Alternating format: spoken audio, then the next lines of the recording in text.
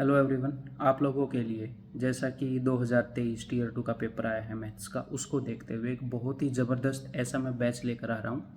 उसके अंदर कैलकुलेशन के ऊपर इस तरीके से फोकस किया जाएगा कि चाहे कैसी भी कैलकुलेशन आ जाए, आप उसके अंदर फंसने वाले ही नहीं हैं।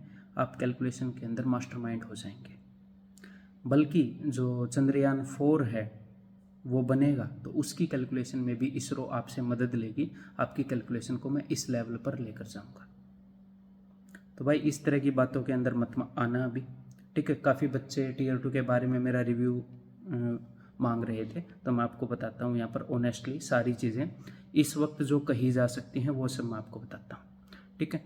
तो एक मैं आपको फन फैक्ट बताता हूँ, ज़रा इस चीज़ पर गौर करिएगा कि जब कोई भी एग्ज़ाम होता है उस वक्त अगर कोई भी टीचर ये बोलता है कि ये इजी था, ये किया जा सकता था, ये हो सकता है एग्ज़ाम प्रेशर में आपसे ना हुआ हो या और काफ़ी बेहतर आप परफॉर्म कर सकते थे, तो उस वक्त बहुत सारे कमेंट किसी भी टीचर की वीडियो के नीचे ये होंगे कि जब आप एग्ज़ाम हॉल में बैठेंगे तो आपसे भी नहीं होएगा, पहले आपने निकाल लिया अब आपसे भी नहीं निकलने वाला।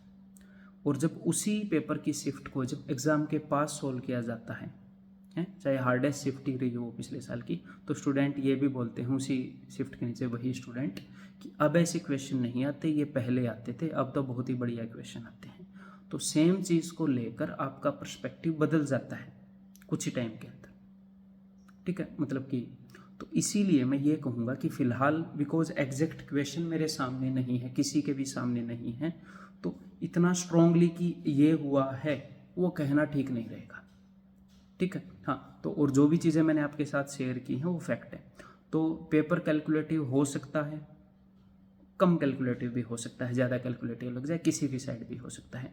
और अगर कैलकुलेटिव है तो भी ऐसा हो सकता है कि उस क्वेश्चन का कैलकुलेशन में इलाज भी हो सकता है कि ऐसे करने से कैलकुलेशन बच सकती थी, कई तरीके होते हैं, या फिर कैलकुलेशन नहीं बच सकती थी, है। हो सकता है कि कम नंबर ऑफ क्वेश्चन करना सही डिसीजन था। तो ये सारी चीज़ें जब एक्चुअल आपके आंसर की आएगी तब आपको बताई जा सकती है, ठीक है मेरे भाई।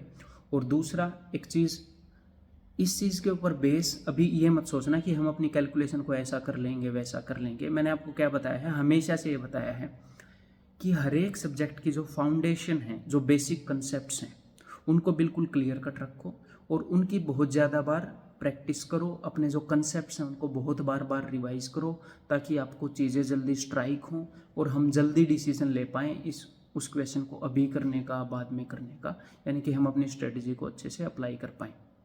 और कभी भी कुछ भी किसी भी सब्जेक्ट के साथ अनएक्सपेक्टेड हो सकता है, तो उन चीज़ों के लिए हम तैयार रहें। शैडो मॉक नामक मैंने आपको चीज़ बताई थी, ठीक है। और तो ये बात हो गई। तो दूसरा जो आपकी तैयारी है, जिस तरीके से आप करते आ रहे हैं, जिस हिसाब से रिव्यूज़ मैंने देखे हैं, आप वैसी ही तैयारी करते रहिए। अपने हर एक सब्जेक्ट की फाउंडेशन जो है उसे मजबूत से मजबूत बनाओ। जितनी ज़्यादा बार आप रिलेवेंट और कंप्लीट कंटेंट का रिवीजन करोगे उतना ही ज़्यादा बढ़िया आप एग्ज़ाम के अंदर स्कोर करेंगे। तो जो स्टूडेंट मुझे फॉलो कर रहे हैं, जो मैं आपको स्ट्रेटजी बताता हूँ, जो कंटेंट हम फॉलो करते हैं, उसी को फॉलो करते रहो मेरे भाई। इस पेपर के अकॉर्डिंग कुछ भी बदलने की ज़रूरत नहीं है। ये पेपर जो अपनी स्ट्रेटजी थी, जो अपना सिलेबस था, उसी के अंदर समाया हुआ है।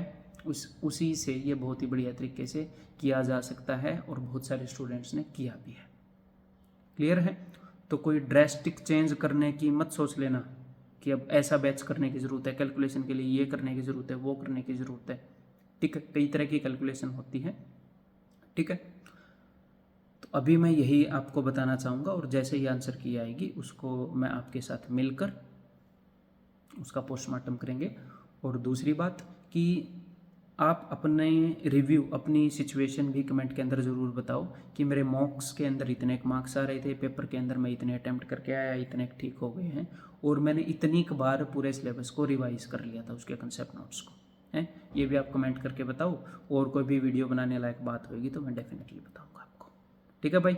Bye bye, take care. और वही बात कि ये मत सोचना कि कोई मेजर चीज़ आपकी तैयारी से मिसिंग है। अगर आपका वो भी मान लो परफॉर्मेंस भी अच्छी नहीं रही तो ये देखना कि कितनी बार आपने कंटेंट को रिवाइज किया है। आप जहाँ से भी पढ़ रहे हैं, जिस भी टीचर से पढ़ रहे हैं, एक बार ड्रास्टिकली कोई गलत डायरेक्शन में जाने के बजाय ये सोच के फिर डिसाइड करना।